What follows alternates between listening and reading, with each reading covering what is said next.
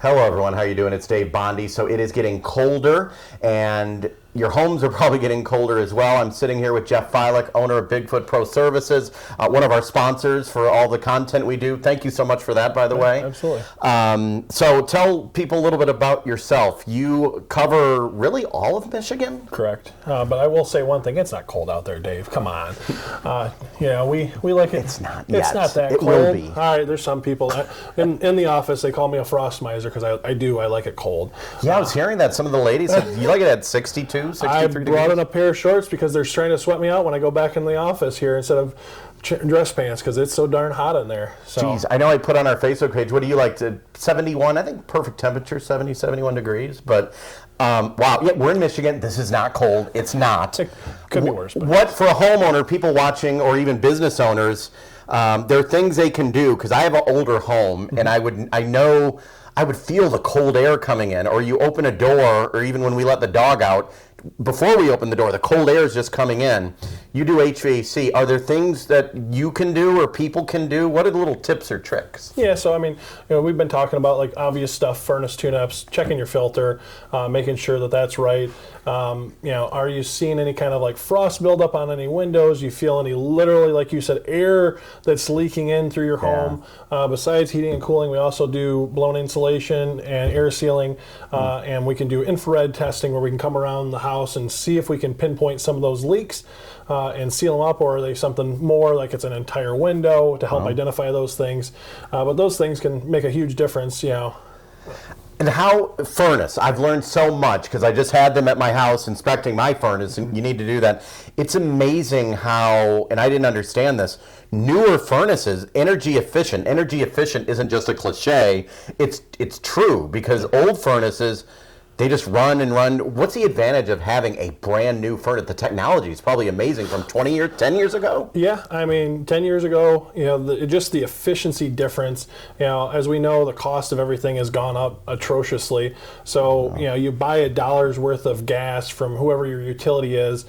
Some of these old furnaces are 60, 70, or 80% efficient. So you buy $1 worth of gas, that's meaning that only 60, 70, or 80 cents of that dollar is actually transferring through and going into the home. The rest is going up the chimney and you're just burning money.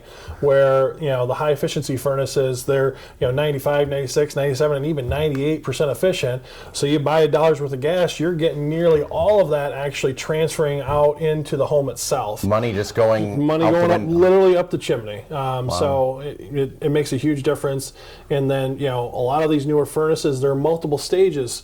So depending on what the conditions are outside, it could start in half of its capacity and run a little longer, which might sound counterintuitive, but it actually helps it become more comfortable in the home because it's just this constant low, steady amount coming out, and you don't feel that temperature difference versus some of these old furnaces. They come on, they sweat you out, they go a couple degrees over what you have it set, and then in the old thermostat, it doesn't react for a while, and now you got cold. It's hot, cold, hot, cold. Yeah. Nightmare with some of these old furnaces where, these new high efficiency furnaces, you're just not going to get that side of it. How important, I just had a furnace inspection. His guys were out at my home doing a furnace inspection, and I learned a lot from them. How important is it? Because they found stuff, they found how efficient it was, but they can also find leaks, or why is a furnace inspection important? It's not just, they don't just look at it and say, oh, okay, it looks good. They're high tech. They bring in stuff to look at everything. Yeah, so we use specific combustion analyzers. I know it's a big, crazy, like what in the world is a combustion analyzer, but it's literally testing and seeing what's the efficiency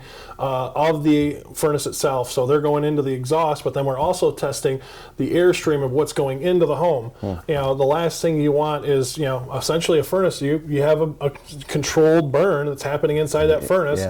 You want that to be sealed. So if there's a failure in that heat exchanger and that's cracked, it's kind of like saying you got a little leak exhaust in your car. You want that going into your interior? No, the case is not. So we want to identify to make sure there's nothing that serious. But then if it's not burning correctly, you can have other things like, if it's burning bad, you could get soot buildup. And if you have that soot buildup, it's not going to transfer the heat correctly. And then it's going to run longer, which then costs more money. And then because it's sooting up, it's going to plug it up, and then it could seriously damage or make the piece of equipment fail. Okay, so much to do, and you can be contacted. I'll put the contact information on the video, but phone call, website, they can contact you anyway. Phone call, website, text message, bat signal, foot signal. Any way to get a hold of them, or to message me. I have their numbers as well. Thank you so much for taking the time. Appreciate it. Okay, thank you. Yeah.